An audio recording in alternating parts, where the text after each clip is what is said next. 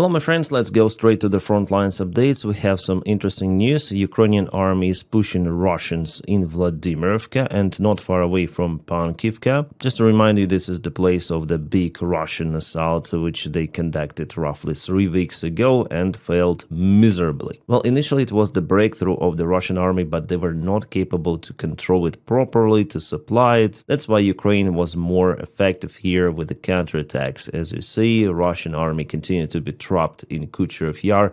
However, from the information I have, Russia tries to reinforce this direction, pouring more forces, but so far without success. They just have more losses. Before, Russians moved towards Mayak and Pankivka, but now Ukraine counterattacks also from this direction, which is awesome. Awesome news we have. Well, generally it was yesterday and today, and I also see that Ukraine moved towards Ruzzians village, the small one, but could be crucial because it goes alongside this river, and there is the road which connects Boykivka village and Ruzzians villages, so Ukraine potentially may use this road to cut entire Russian group in Pokrovsk direction. And also, Ruzzians is not longer the target for the Russian army. For them, the main target is to secure their forces in this direction. For now, they're unable to do even that task. One more factor why Ukraine was successful here are Ukrainian tanks and armored vehicles, because Russia assaulted mostly with infantry, but Ukraine counterattacked using vehicles that mainly were not hit by Russian drones. My friends, on my Patreon page and also on the membership of this channel, I published unique content about our soldier. Remember the case then he pretended to be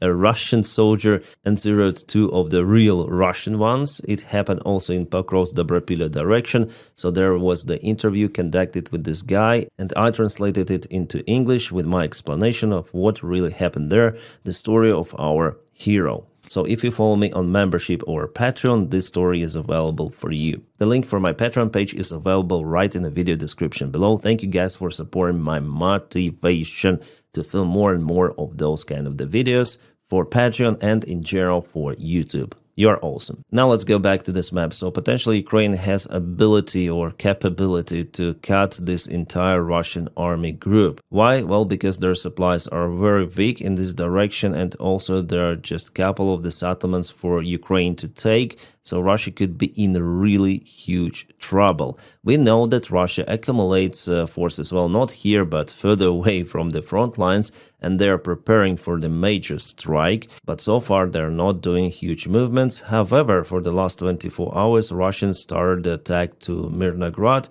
using this road. There were 4 of the armored vehicles in the convoy. Guys, I'm still waiting for the video to share with you and to explain what actually happened there.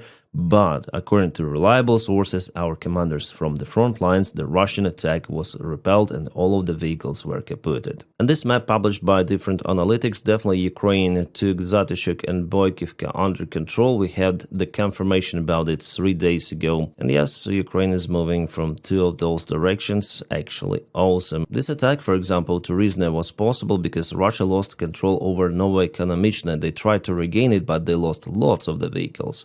And now Ukraine is pushing on the north. And Russia definitely has high chances to lose this part. Absolutely. And yeah, here we have the visual confirmation even that Boykivka, not far away from Fedorovka and Zatishuk, there's the presence of the Ukrainian army, this northern side of this bridgehead which Russia created before, but we're not able to hold absolutely. Wow, interesting case. You know what? Not just Russia is moving the forces out from the Sumy region, but Ukraine also does the stuff. We have the analysis from OSINT Analytics. Judging on the current changes on the front lines, there was the replacement of 156 mechanized brigade, which was sent to Pokrovsk. It was replaced with 47th mechanized brigades, which came from Totkino direction, also not far away from this region. 156 has more of the vehicles, more army men, so they go to Pokrovsk. It means that Ukraine is preparing for the major Russian strike in the east. So I would say, yeah, it's important actually to trap Russian army here right now, because it might create difficulties for Russia in this sector. If they are trapped in here or here, it could be like a really severe challenge for Russians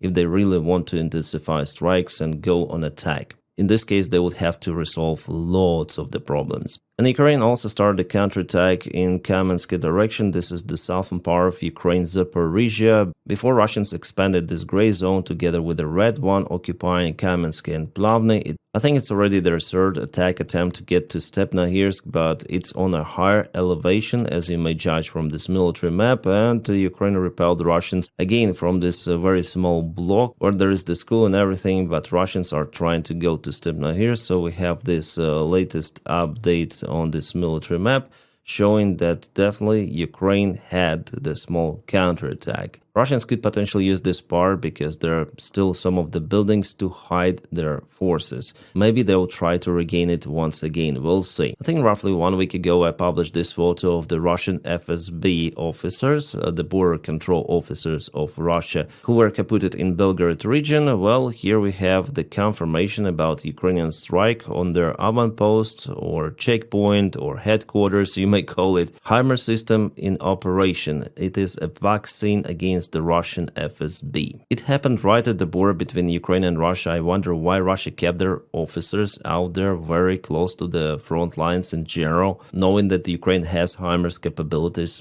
Very strange. But there are some areas on the front lines where Russia gains the ground. For example, here they advanced for the last 24 hours, expanding the gray area not far away from Ternova, and also in this field. There are no any villages even nearby. Also, Russia is focused to occupy Liman. I think they want to do it this year, judging on their attack vectors, which are coming from Sreblansky forest and also from this northern side. When we check out their movement, so it was yesterday, it is today, they a little bit expanded from this side in Sreblansky forest and moved to the tiny village of Derilove and to this lake near Novoselivka. Again, yesterday, today, gray zone expansion. The distance from Liman is now almost 9 kilometers. I would say quite close. Also, Russia moved towards Zarichne, I think the last months. The major Russian plan is vividly clear. Liman, they want to occupy and move to Slovansk from this side, but it will not be possible, I think, because there are just few of the bridges across the wide lake, and Russia wasn't able to cross the village in 2022, but they want to do it right now, which is kind of strange. I don't think that it is possible for Russians, especially now Ukraine may blow up those bridges, using, for example, even aviation gliding bombs or HIMARS. Ukraine has tools for it, let's say. And also Russians try to offense here, but so far absolutely not successful. Yeah, there was initial breakthrough, an urgent situation, but Ukraine managed to mobilize emergency fire brigades to extinguish Russians here. And now there is the threat for Russians in this sector. Interesting. About Pokrovsk, no movement of the Russian army towards the settlement. Mirnograd, it was attack attempt, but failed. Konstantinovka direction, no movement from Russians for the last couple of days. So in general, I would say front lines are more or less stable and Ukraine braces to repel Russian major strike in the east. When Russia may conduct it, I guess this month. Alright, analysis of the Wall Street Journal. I understand it's legacy media, but nevertheless, they researched the topic and they published some of the information about how far Ukraine may defend itself. And judging on the resources Ukrainian army has and obtains from partners, well, they say that the next 2-3 years, Ukraine will be capable to defend itself against Russian aggression in the same way it does right now. So Russians will not be able to achieve major results, any sort of the occupation of the big cities and so on. So it may continue like that, but we understand that the next 3 years will be also under Donald Trump's presidency, who is a very unpredicted guy. That's the lightest form I may describe him, really. But the good thing that Russia is unable to reach its goal in Ukraine and will not be able for many years. And after all, we'll see how Russian economy may play out. But I think Russia still has friends to sell their oil and gas, unfortunately. So Russia may sustain this war also for the next 2-3 years. Maybe even more, we'll see, but no one for sure may predict that future. This night, Russia again launched the attack on Ukraine, not that massive as the previous night so far. Well, I believe that Ukraine may also respond. Ukraine has capabilities, maybe not this night. I haven't received the information about Ukrainian drone or missile launches on territory of Russia. By the time I'm recording this video, just Russian drones were spotted in Ukraine, and they're heading towards Encircled, maybe Kiev, Vinnytsia region, Zhytomyr, could be also Starokonstantinov airfield of Ukraine, which has been targeted many of the times. But Ukraine has air defense, and Ukraine moves airplanes out almost every night. And you guys tell a lot in the comments about Ukrainian Flamingo missile. Well, so far there is no really registered successful use of that missile on Russian territory. Well, there was the strike on FSB checkpoint close to Crimea, but it wasn't that successful, I would say. I mean, precision of the strike, not the power. And my guess that Firepoint company wants to upgrade missiles at first, navigation system, and only after use those. For now, mainly those were the test launches, but I'm sure that this missile will be used in the future quite widely. My friends, please check out my channel for more videos. For example, today I filmed about the massive attack of Russia on Ukraine, and there was also the attack of Ukraine on Russia. Ukraine hit Russian refinery,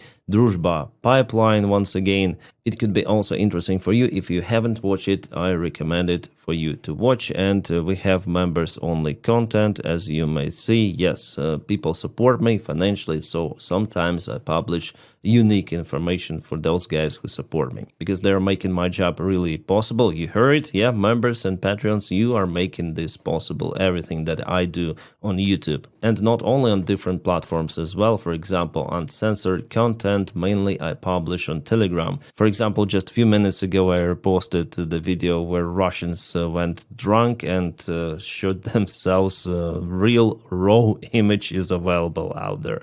I cannot share it anywhere but on Telegram. And guys, I wish you all a peaceful sky wherever you are, and have a great time.